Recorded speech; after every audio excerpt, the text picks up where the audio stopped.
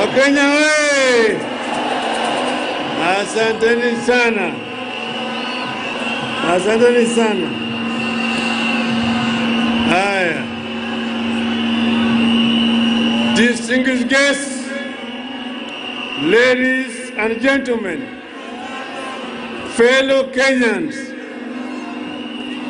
I am very delighted and I stand before you here today, a proud son of Kenya, a liberation fighter and a servant of the people for the last 50 years.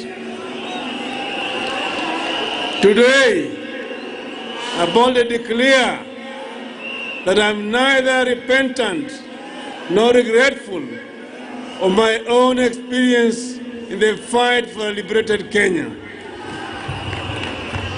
I bear my physical and psychological scars with pride. And this is because my country was worth it then and is worth it now.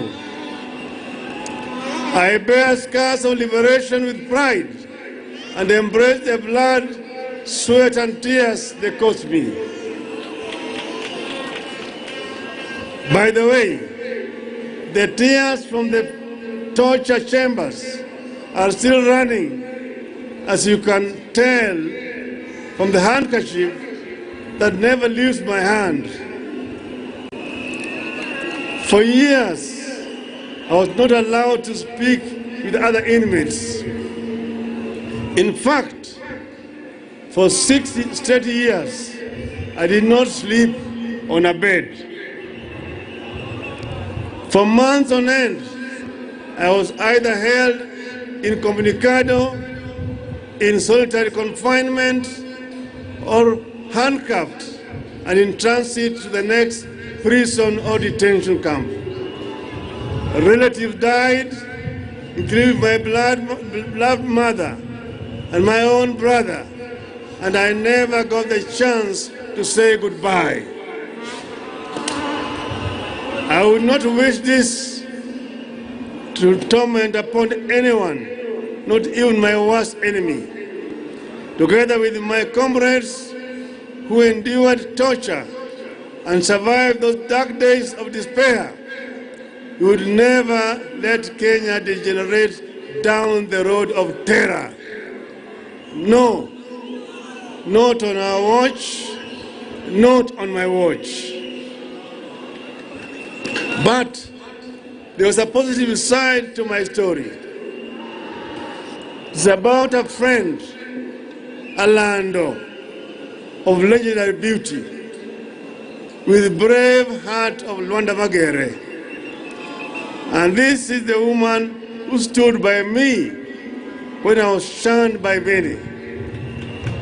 This is the wife of my youth, love of my life, and partner to death, Mama Aida Betty Nyawira Odinga.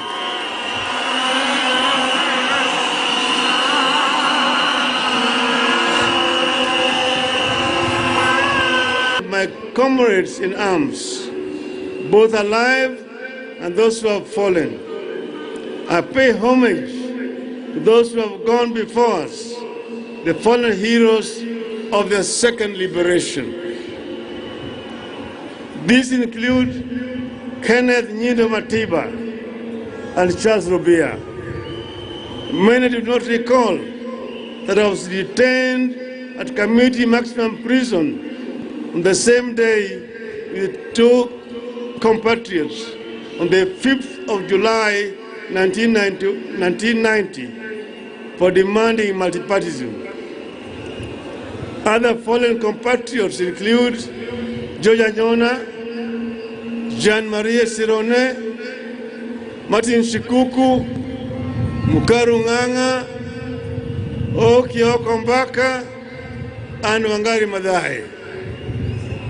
I also pay homage to all the audacious martyrs who, for the sake of the people, chose constant crucifixion over relative comfort of conceding to repression. I hold the deepest respect to living icons like Mukami wa Kimathi, the wife of Dedan Kimathi. They called her the worst because, like Kimathi, her husband, Mukami was a fearless fighter who mobilized daring bands of women in complex undercover Mau Mau operations. I salute her. Other liberators include Ngugi wa Thiong'o, whose powerful written words enriched the ideologies of the struggle against the one-party regime. Koigi wa Mwere, whose fearless voice inspired many to action. I remember Dr. Odhiambo Mbai, the fearless chair of the Devolution Committee at the Bomas Conference, who was brutally assassinated, and Dr. William Mutunga, who distinguished himself as a selfless champion of social justice and comrades in the detention chambers. We also had Katama Mukangi, Kaimoji Wachira, Alamin Mazrui, all those colleagues who were with us at that time. In the course of this struggle, there have been ups and downs, advances and retreats, but we have never lost our direction. At this point, I must pay homage to my brother, His Excellency, President Uhuru Kenyatta, for the foresight and sense of patriotism in initiating the dialogue that led to the handshake. It takes a seasoned statesman to shake the hand of his rival. I thank him. In the course of our discussions, we agreed that Kenya is greater than the two of us. We agreed that despite years of effort, Project Kenya has not quite taken the way of how our fathers envisaged. Where our founders envisaged unity, we have been held back by divisions, tribe against tribe, region against region, men against women, leader against leader. As if these divisions have not been costly enough, there are still massive efforts by other people to divide us further, as rich and poor, young and old. Azimio La Umoja. I must add here that with this reconciliation, I ask for nothing, and I will never ask for anything except the opportunity to serve.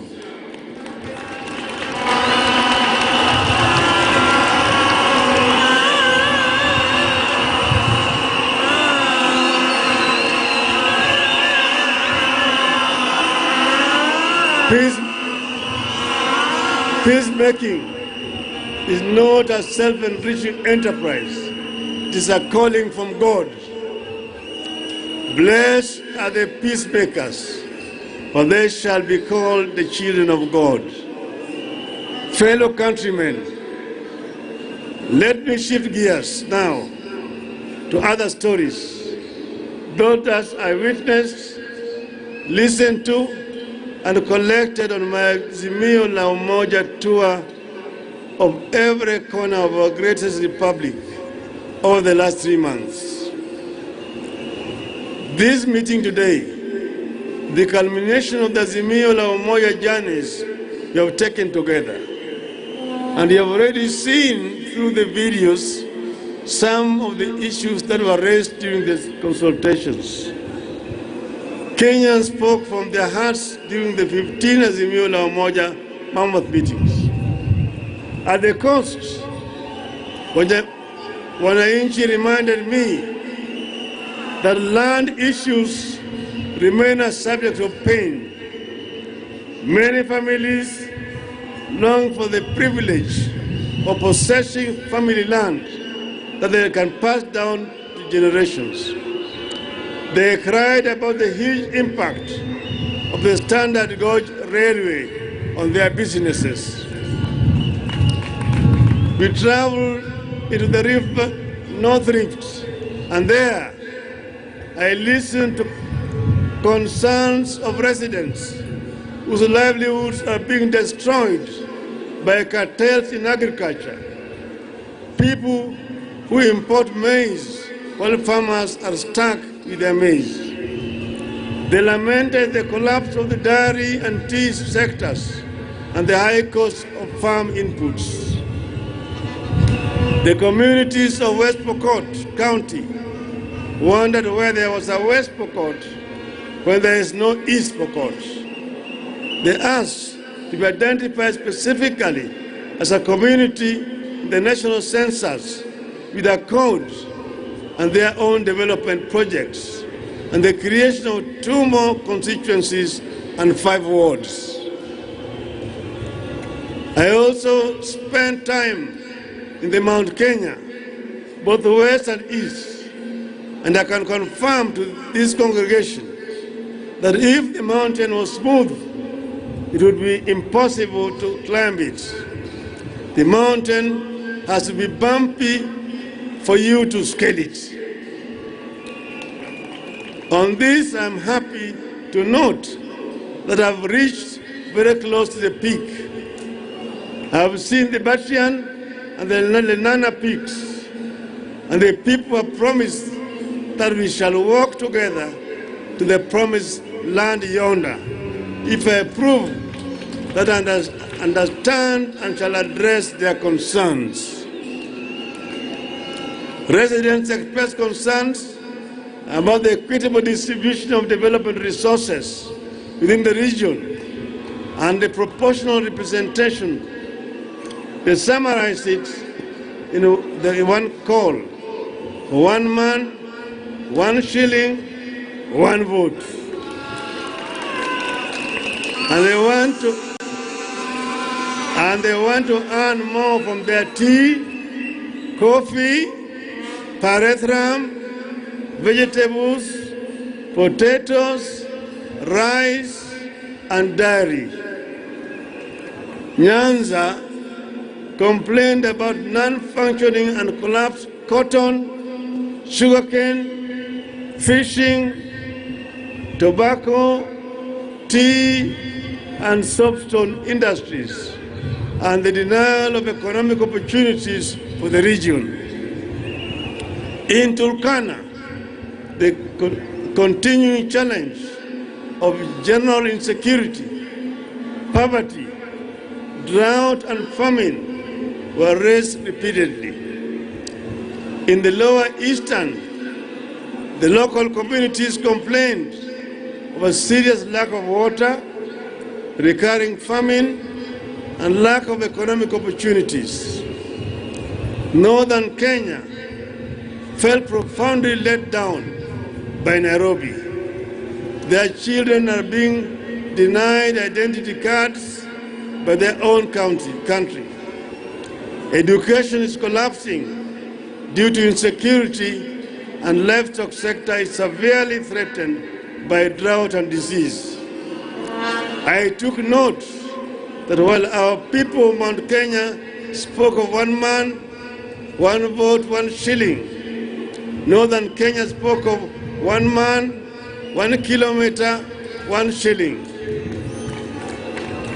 Indeed, Kenya is diverse in its needs and its ideas to address the needs. Listening to our people made me look back over the last 5 decades. It became crystal clear that while much has been achieved, much remains to be done. I stand here deeply concerned, indeed horrified, at how our peers at independence left us far behind.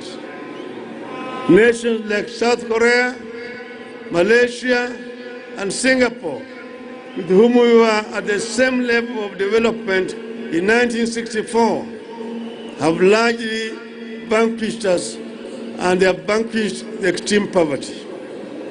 Today, they manage the diseases like COVID as effectively as all other functioning countries. Their education systems have dealt a deadly blow to the ignorance and put them in the Premier League of the fourth industrial revolution. You have to change tact. You have to catch up.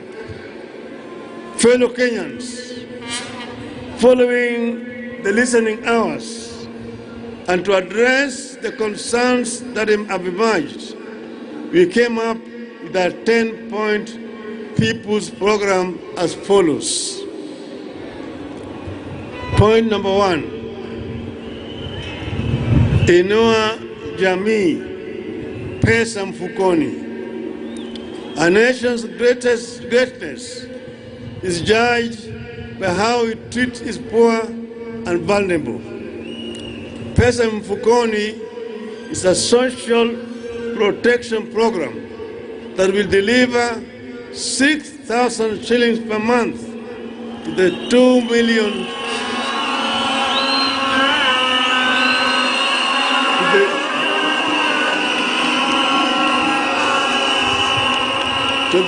million of the country's most needy families. And I want to emphasize, it is not a handout, but an investment and a foundation for a new transformational value chain that will also trigger massive economic activity and create thousands of localized small-scale businesses and enterprises across the country. This will lead to millions of jobs and the eventual development of a thriving middle class. The resulting middle class and small and medium enterprises will be a robust market for larger, more national corporations. Point number 2, Baba Care. Each of us has experienced the all-consuming strain that accompanies the ill health of a family member. We will ensure that each and every Kenyan has a social insurance, a health insurance plan. Those who cannot pay, the government will pay for them, so that no Kenyan should die or suffer or lack treatment because of lack of money. Point number 3, kazi kwa wote. This is about securing the welfare of the people by generating avenues for productivity through job creation programs, for investing in the critical Juakali sector and other micro and macroeconomic stimulation schemes. Point number 5, hashtag inawezekana. We know that our youth are closer to the future than we are, but they are exploited as cannon fodder for bad politics. Now more than ever, we need to invest in preparing our youth for that future. The program will equip our youth with the mindset, skills, funds, and technology to enable them innovate at par and even surpass their global counterparts. Point number 6, waste not a single child. Education is non-negotiable. This program will be an aggressive scheme to ensure that all, not some of our children, get rightful access to quality education. Point number 7, for Northern Kenya. Sorry. Point number 7, fukuza njaa. The aim here is not to merely feed, but to generate agricultural bounty that Kenya has the potential to produce. We will factor in climate change, adaptation, and mitigation to support and help realize high agricultural productivity across the nation. Point number 6 is about northern Kenya, where children have dropped out of school because of lack of teachers. We will have affirmative action program to ensure that teachers are admitted at a lower rates so that we can have sufficient teachers to teach in schools in northern Kenya.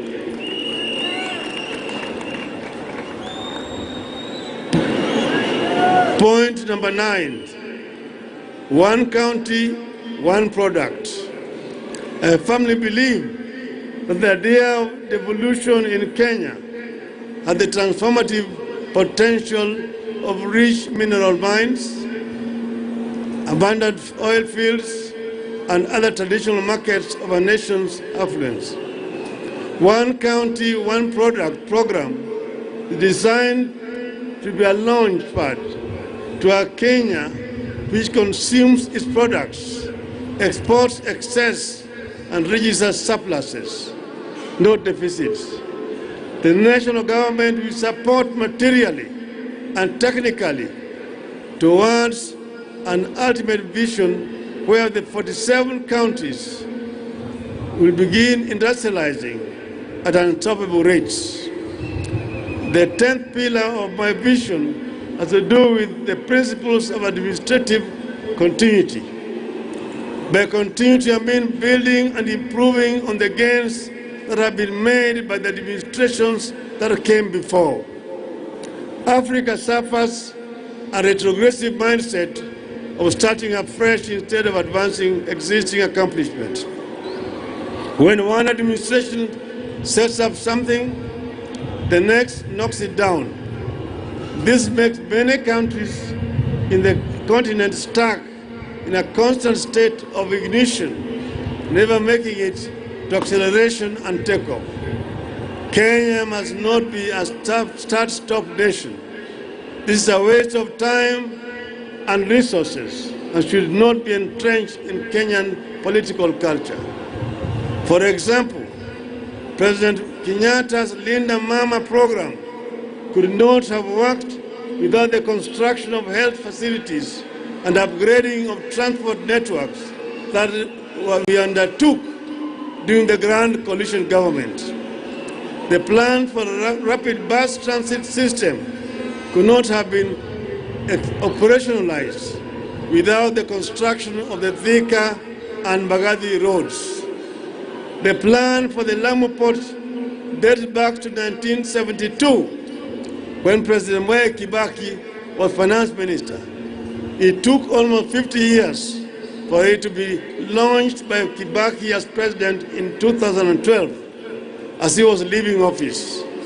President Uhuru Kenyatta took it up in 2013, ran with it, and has implemented it. Lamu project is one whose ultimate vision I see clearly. Ignoring it squanders opportunity. By another 50 years, to have a world-class transshipment hub that will reap exceptional economic benefits for our country. My manifesto will bear a crystallized description of the 10-point People's Program, delving into workings and plans that will actualize it for the people. These are just but highlight of new programs that we shall roll out to respond to needs expressed at Azimio La Umoja events. Very soon, ladies and gentlemen, I will unveil a detailed manifesto addressing the critical concerns like corruption, public debt, industrialization, ICT and digital economy, promotion and protection of businesses, and particularly protection of private property. Our business community deserve protection, and they will get it. Fellow citizens, at the top of our national government, where leadership is exercised to the maximum in governing and changing our nation, is the presidency. And having given my 10-point vision for Kenya on this day of December 10th, 2021, I, Raila Odinga,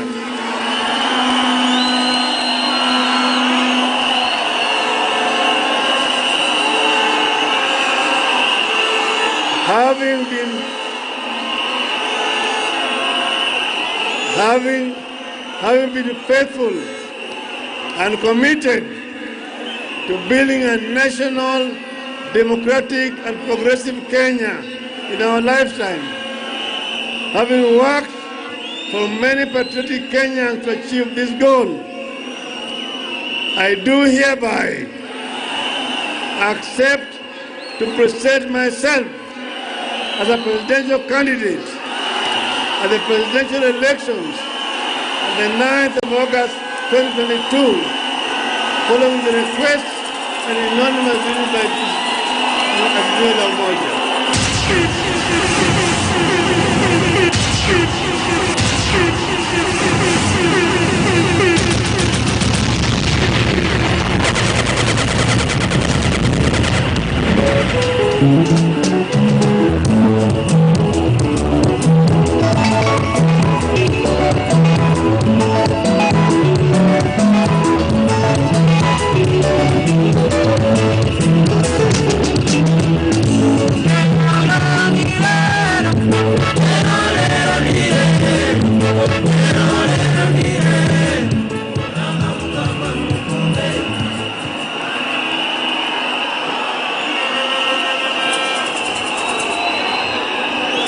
Very hard.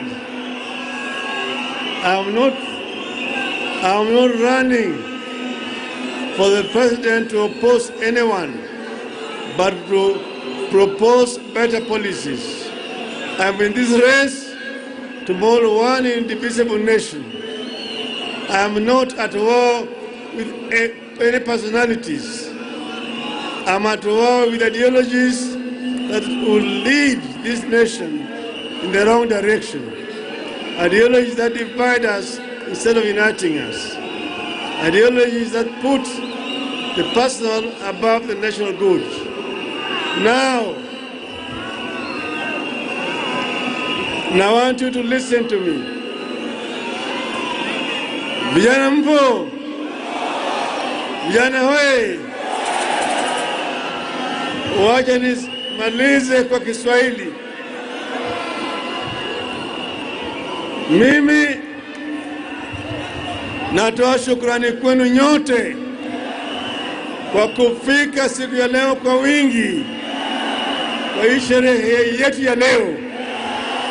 Na sasa mimi nataka kutangaza, baada ya sisi kuzuru Kenya mzima na kuongea na Wakenya, nilikuwa nimewauliza, baba endelea siendelee? Aendelee siendelee? Sababu leo nimejibu ati baba ataendelea, na tarehe 9 mwezi ujao, mwezi wa 9, baba atakuwa kwa kinyang'anyiro ya kugombea kiti cha urais wa Jamhuri ya Kenya.